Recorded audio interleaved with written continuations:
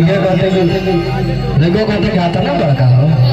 देखिए प्लीज थोड़ा आप लोग पीछे हटिए और हमारी पवन भैया का ये गलत फरमाइश है। मुखिया जी लड़का कहा अरे कि कुछ बोले तो डांट दे लगे ना अब लोकल खानदान के पतवालू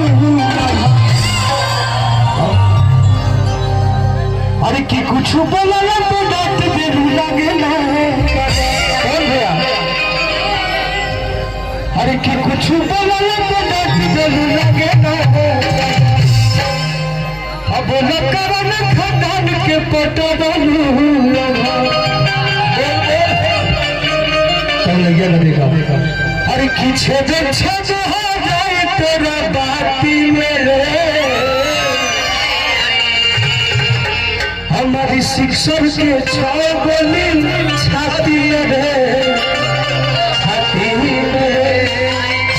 देखिए हमारे पवन दुर्गा जी की तरफ से 1000 रुपये पुरस्कार।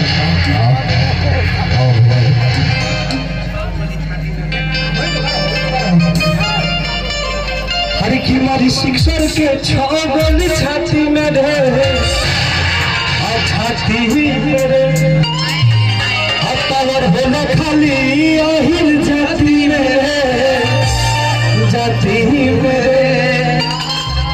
और आप लोग ऐसे ही मुझे प्यार देते रहिए ताकि हम तमाम गाना गाते रहे। एक बार कहा था भैया अरे कि कुछ बोला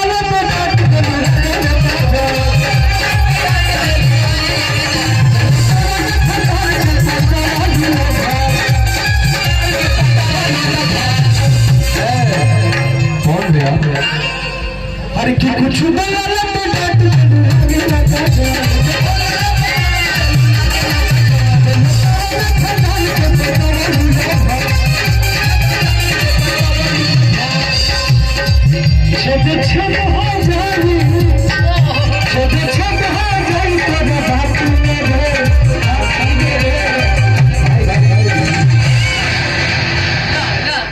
अरे किचन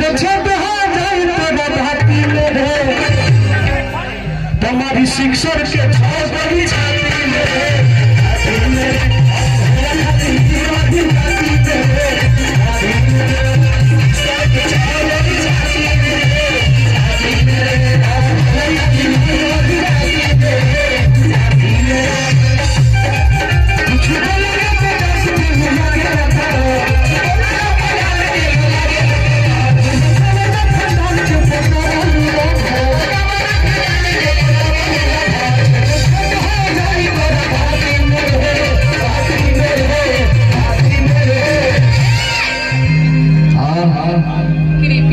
अरे की मारी शिक्षक के छाती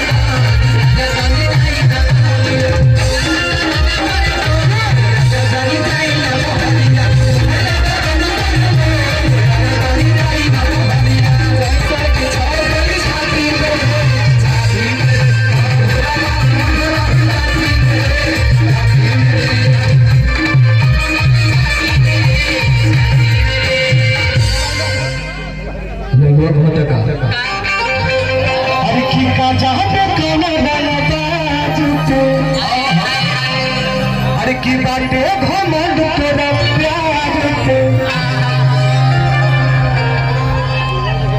अरे की का जहाज कोना रंगदार के अब बाटे घमंड तोरा यार के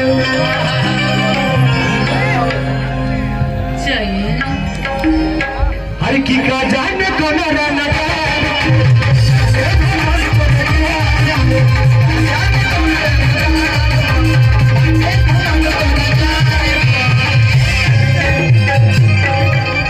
का